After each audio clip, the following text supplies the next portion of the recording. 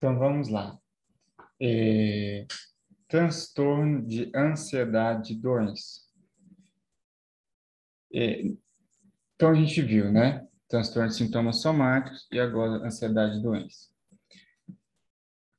Todos esses sintomas, eles estão lá no capítulo transtorno de sintomas somáticos e transtornos relacionados. O transtorno de ansiedade e doença, ele é fácil de compreender. Ele tem um ponto-chave que é o quê? Preocupação, que é o principal componente dos quadros de ansiedade, né? A preocupação do indivíduo. Então, ele tem uma preocupação com relação ao quê? A doença. Por isso que é a ansiedade de doença. Então, ele tem medo de contrair uma doença grave ou de ter uma doença grave não diagnosticada. Semana passada, quando nós falamos do transtorno de sintomas somáticos, nós também tínhamos isso, um medo constante, fator cognitivo, né? Medo constante de ter uma doença grave. Qual que é a diferença aqui? No transtorno de sintomas somáticos, a pessoa tem o sintoma, né? Transtorno de sintoma. Então, ela tem um sintoma. O que é o sintoma? É uma dor, é alguma coisa que ela sente. No DSM, né, nessa leitura de psicopatologia, eu tenho sinais e sintomas. Sinais é o comportamento da pessoa e sintomas é a parte subjetiva, né, a vivência subjetiva. Então, eu não tenho sinal, mas eu tenho sintoma. O sintoma dela é o quê? Ela é uma dor, relato constante de uma dor. Aqui na ansiedade e doença eu não tenho sintoma. A pessoa não está sentindo uma dor. A pessoa não está sentindo uma cãibra ali na perna. Ela não tem nada no corpo acontecendo. Ela tem o quê? Ansiedade. A ansiedade não é ligada a uma emoção primária, que é o medo, né? Então, qual que é o medo que está na base? Qual que é a emoção? Medo de doença, medo de adoecer. Só que o medo, quando nós falamos lá da ansiedade, o medo está ligado à presença, né? Tenho medo de morrer porque eu estou com essa doença. Então, eu tenho a presença da doença. A ansiedade, ela ocorre quando eu não tenho aquele fator. É o medo na ausência. Então, é o medo da doença na ausência ali da patologia. Então, quando eu tenho ansiedade de doença, eu vou ter sempre essa preocupação que gira em torno do medo de adoecer, de desenvolver um câncer, de ter até um AVC, tudo isso ligado a esses quadros patológicos que podem romper a qualquer momento, né? Bom, então aqui é o ponto-chave. Vamos lá aos critérios. E aí, aquilo que nós vimos lá no transtorno de sintomas somáticos, é basicamente uma base. Quem não participou, tem a gravação, né? E aqui esses vão ser um pouquinho mais curtos, a apresentação deles, tá? Já entra direto nos critérios. Critério ouro, né? Quando eu olho para o critério, A é o critério ouro, é o que é capaz de fazer ali aquela circunferência em torno do transtorno. Preocupação com ter ou contrair uma doença grave. Está lá na clínica, relato constante do seu cliente é uma preocupação de ter uma doença grave na ausência de sintomas, né, um indicativo. Critério B. Critério B, ele é um critério só, eu dividi em 3 tópicos aqui para facilitar a gente compreender ele. Então, primeira coisa, preocupação, sintomas somáticos não estão presentes. A pessoa tem a preocupação. Ótimo. Segundo ponto, ela tem sintomas. Só que a intensidade desses sintomas são muito leves. Quem que não sente uma dor de cabeça? Uma cólica, né? Sexo feminino, uma cólica em determinado período do mês. Eu tenho alguns sintomas que são corriqueiros. São sintomas leves e eles não são indicativos de patologia. Você teve um dia muito estressante, então você, né, tem se alimentado mal.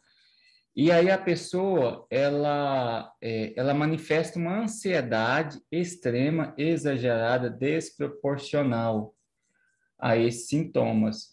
Aqui a diferença do transtorno dos sintomas somáticos é o quê? Que lá eu tinha um sintoma característico, eu tinha uma queixa característica forte, né? Aqui eu tenho queixas corriqueiras, são eventos corriqueiros que não indicam patologia.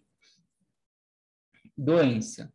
Se uma outra condição médica está presente ou há risco elevado de desenvolver uma condição médica, o histórico familiar, a preocupação é claramente excessiva ou desproporcional. A ansiedade, doença, como é a ansiedade ela vai se generalizando, né? Então, eu posso ter o primeiro ponto, que é o clássico, eu não tenho nenhum sintoma, e a pessoa é extremamente ansiosa e tem muito medo ali no relato de adoecer. Ela tem sintomas corriqueiros e até supérfluos, e ela leva aqueles sintomas como se fosse já uma previsão de uma doença, ou ela pode ter uma doença. E aí aqui eu não estou falando de sintoma, estou falando de patologia estabelecida, né? Ela tem uma patologia estabelecida. Só que essa patologia, ela não é grave, ela não justifica aquela ansiedade toda, aquela preocupação é desproporcional. Então, aquela preocupação começa a ser disfuncional, começa a caracterizar um transtorno. Ou no caso em que há um histórico familiar muito forte de ocorrência de alguma patologia, né? Câncer na família, diabetes na família. Então, aquela presença genética na família leva a pessoa a um quadro de ansiedade muito grande e que desconecta ela do presente. Ela deixa de viver a vida dela para viver em prol dessa ansiedade. Esses são os quadros de ansiedade de doença.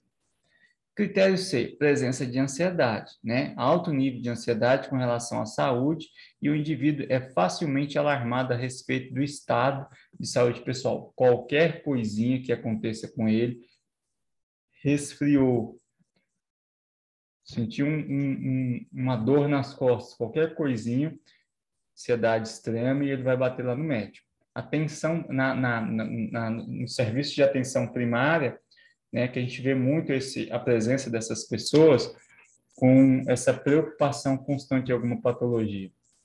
Comportamentos. O indivíduo tem comportamentos excessivos relacionados à saúde. Como ele tem medo de adoecer, ele toma, por exemplo, ele toma um chá atrás do outro. Tudo que é remédio que indica para ele, ele toma. Então, ele tem comportamentos relacionados à saúde excessivos, como uma tentativa de evitar e se proteger de uma doença futura, que ele não tem no momento.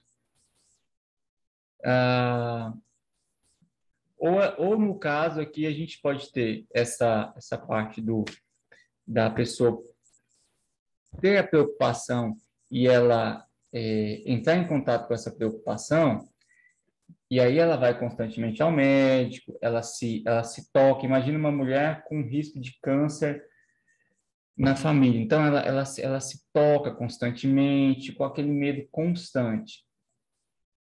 Ou eu posso ter o outro lado, que é a evitação. Eu tenho um histórico de câncer na família. Então, eu evito me tocar com medo de encontrar um nódulo. Eu não vou ao médico com medo de receber o diagnóstico. Então, a pessoa ela está na esquiva.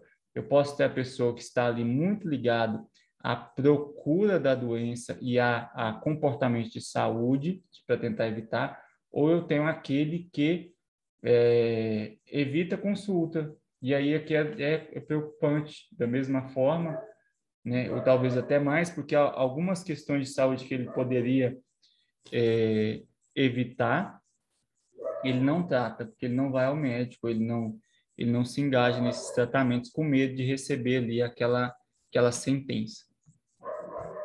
Tempo. Preocupação relacionada à doença presente há pelo menos 6 meses. Critério de tempo. Para ser não é que eu não vá tratar da pessoa se não tem 6 meses, mas para ser um transtorno, classificar como um transtorno, eu fechar um diagnóstico, aquelas preocupações, elas precisam estar presentes há pelo menos 6 meses. E aí o diferencial, o diagnóstico diferencial, eu preciso diferenciar isso de outros possíveis transtornos. É uma ansiedade generalizada? Né? Pode ser uma ansiedade generalizada. Como que eu vou saber? Preciso fazer o diagnóstico diferencial. A ansiedade dele se manifesta só com relação ao tema da saúde e doença? Ou está se manifestando em outros contextos também? Né? Aqui eu começo a fazer o diagnóstico diferencial, então preciso levar em consideração isso. Bom, pessoal, ansiedade de doença, isso aqui. Alguma perguntinha aqui? Como que estamos?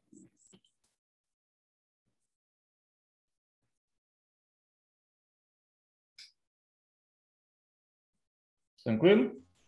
Tranquilo. Bem intuitivo, né? Tranquilo. Uhum. Uma barraca de